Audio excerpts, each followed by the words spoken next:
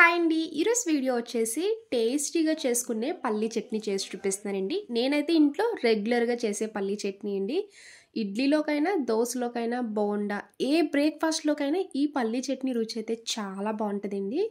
బయట హోటల్స్లో street food స్టైల్లో ఎలా ఉంటుందో అచ్చం ఈ పల్లీ చట్నీ టేస్ట్ కూడా అలానే ఉంటుంది. మా ఇంట్లో వాళ్ళు అయితే లొట్టలు వేసుకుంటూ తింటారు. దోశ కన్నా చట్నీ ఎక్కువ మొత్తం తినేస్తారండి. అంత కమ్మగా రుచిగా ఉంటుంది. ఈ పల్లి చట్నీ ఎలా చేయాలో ఒకసారి చూద్దాం రండి.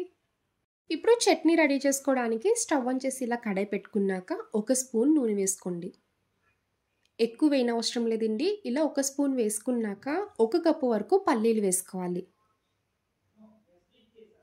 ఇలా పల్లీలు వేసుకున్నాక మీడియం ఫ్లేమ్లో పెట్టుకొని ఈ పల్లీల్ని పచ్చివాసన పోయే వరకు ఫ్రై చేయండి. ఎంత బాగా ఫ్రై చేస్తే మీకు అప్పుడు చట్నీ రుచి అనేది అంత బాగా వస్తుంది. పల్లీని ఇలా ఫ్రై చేస్తున్నప్పుడే 2 స్పూన్లు పచ్చిశనగపప్పు, 1/2 టీ స్పూన్ జీలకర్ర వేసుకోవాలి. పల్లీ చట్నీ టేస్ట్ ఇంకా బాగుండాలంటే ఇలా ఫ్రై చేస్తున్నప్పుడు శనగపప్పు వేసి చేయండి, చాలా బాగుంటుంది. ముందుగా శనగపప్పు వేసి ఫ్రై చేస్తే మాడిపోద్ది. పల్లీలు వేసి కొంచెం ఫ్రై చేసుకున్నాక ఇలా పచ్చిశనగపప్పు, జీలకర్ర వేసుకొని ఫ్రై చేయాలి. ఇలా పల్లీలు కంప్లీట్గా ఫ్రై చేసుకున్నాక ఇప్పుడు ఇందులో కొంచెం కరివేపాకు, చిన్న ముక్క చింతపండు వేసుకోండి. మీరు కారం ఎంత తింటారో చూసి పచ్చిమిర్చి యాడ్ చేసుకోవాలి. నేనైతే 4 పచ్చిమిరపకాయలు వేసుకున్నానండి. ఇలా పచ్చిమిర్చి వేసుకున్నాక ఇంకొక 2 నిమిషాలు ఫ్రై చేయాలి. చూడండి వీడియోలో చూపిస్తున్నట్టు పల్లీలు పచ్చిమిర్చి కూడా చక్కగా ఫ్రై అయిపోయాయి కదా. ఇలా ఈ రంగు వచ్చే వరకు ఫ్రై చేసుకోవాలి. ఇప్పుడు లాస్ట్లో ఇంకా పచ్చి కొబ్బరి వేసుకోండి. ఇలా 1/2 కప్ వరకు పచ్చి కొబ్బరి చిన్నగా కట్ చేసుకొని వేసుకోవాలి. పచ్చి కొబ్బరి వేసుకున్నాక మొత్తం ఒకసారి కలుపుకుంటూ ఫ్రై చేయండి.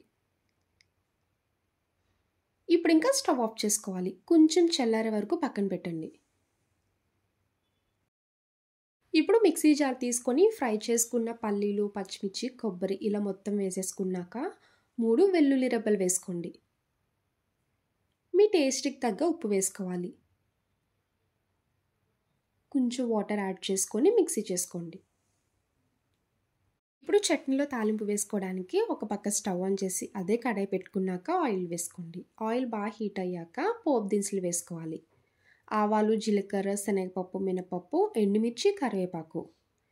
ఇలా పోపు దినుసులు అన్నీ వేసుకున్నాక దోరగా ఫ్రై చేయాలి. ఎప్పుడైనా చట్నీలో తాలింపు వేసుకున్నప్పుడు పోపు ఎక్కువ పెట్టి వేసుకోండి, దాని రుచి ఇంకా మారిపోద్ది. ఇప్పుడు మిక్సీ చేసుకున్న చట్నీ మొత్తం వేసుకొని మొత్తం కలిసేలా కలపాలి. దోశలోకి అయితే కొంచెం తిక్కుగా తింటే బాగుంటుందండి. అదే ఇడ్లీలోకి అయితే వాటర్ యాడ్ చేసుకొని తినండి. ఈ చట్నీ కాంబినేషన్ చాలా అంటే చాలా బాగుంటుంది.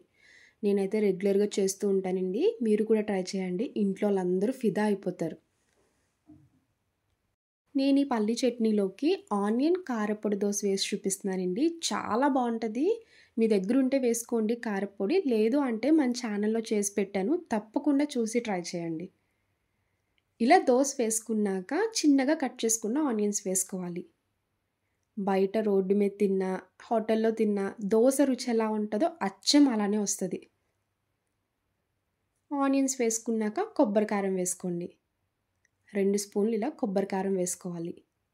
ఈ కొబ్బరి కారం మన ఛానల్లో చేసి పెట్టానండి. ఎవరికైనా తెలియకపోతే లింక్ డిస్క్రిప్షన్లో ఇస్తాను, ఒకసారి చూడండి.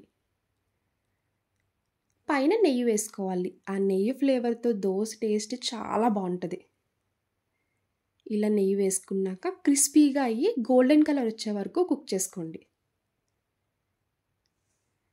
చూడండి క్రిస్పీగా ఆనియన్ పొడి దోశ రెడీ అయిపోయింది. ఇలా వేడివేడి దోశల్లోకి రెడీ చేసుకున్న పల్లీ చట్నీ కాంబినేషన్ వేసుకుని తినండి. లొట్టలు వేసుకుంటూ తింటారు. చట్నీ రుచి అయితే అద్భుతంగా ఉంటుంది. చట్నీ కోసం దోశలు తినే వాళ్ళు ఎవరైనా ఉన్నారండి? నేను చేసిన చట్నీ కోసం ఎన్ని దోశలన్నా తింటారు. నేను రెగ్యులర్గా ఇంట్లో ఎలా చేస్తానో మీకు అలానే చేసి చూపించానండి. మీరు కూడా ట్రై చేసి ఎలా వచ్చిందో కామెంట్ చేయండి. చూసారు కదా నా స్టైల్ పల్లీ చట్నీ. నా వీడియో మీకు నచ్చితే లైక్ చేసి షేర్ చేయండి. ఫస్ట్ టైం చూసే వాళ్ళు ఎవరైనా అయితే ప్లీజ్ అండి నా ఛానల్ సబ్స్క్రైబ్ చేయండి. బాయ్ అండి.